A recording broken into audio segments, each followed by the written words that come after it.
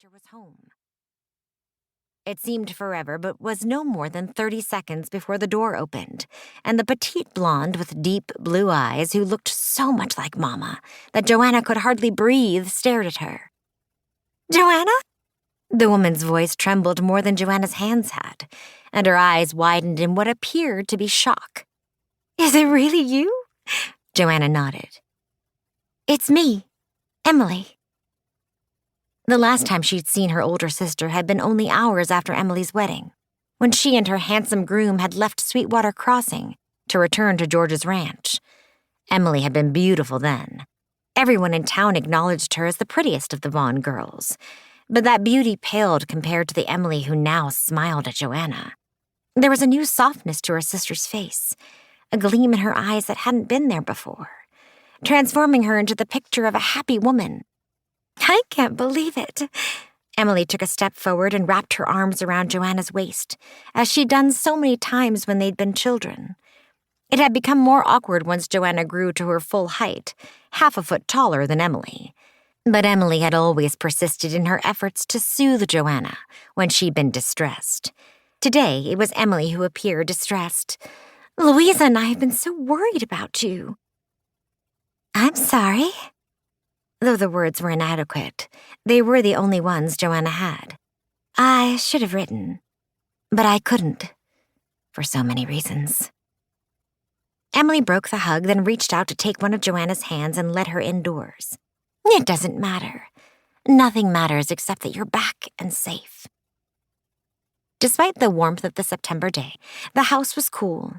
That shouldn't have been a problem, but something triggered a coughing spasm. The first Joanna had had since she'd arrived in Texas. The doctors had warned her against becoming overly excited. Perhaps that was the cause, because there was no doubt that she was excited to be home.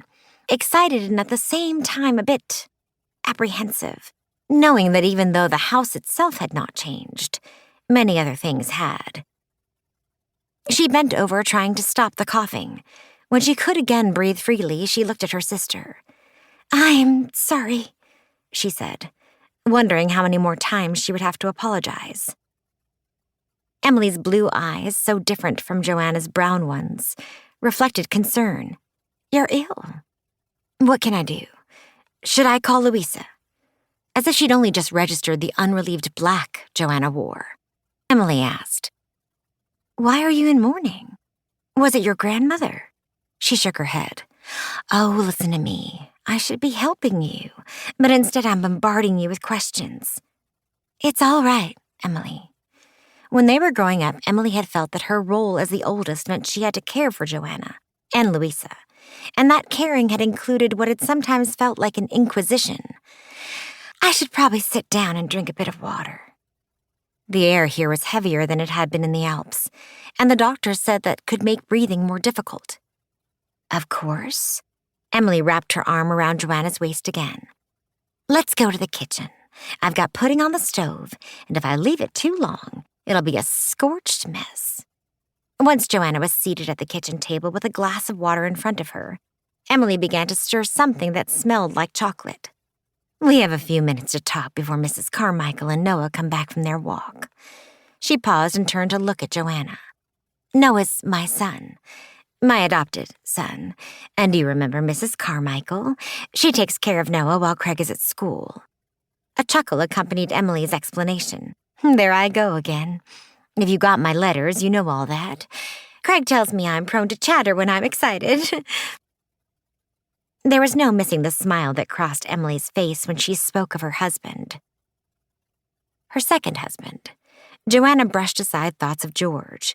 Nothing good would come from thinking of him, just as nothing good would come from remembering how often she'd wished she'd been a petite blonde like Emily, instead of a tall brunette, especially when George had had eyes only for Emily. "The last letter I received said you were going to marry the schoolteacher, and that Louisa brought a man with a broken leg to recuperate here." "Oh my." Emily made no effort to hide her dismay. "That was months ago. So much has happened since then. Louisa did more than set Josh's leg. She married him." "Little sister Louisa was married?" Joanna knew she shouldn't have been surprised, and yet she was.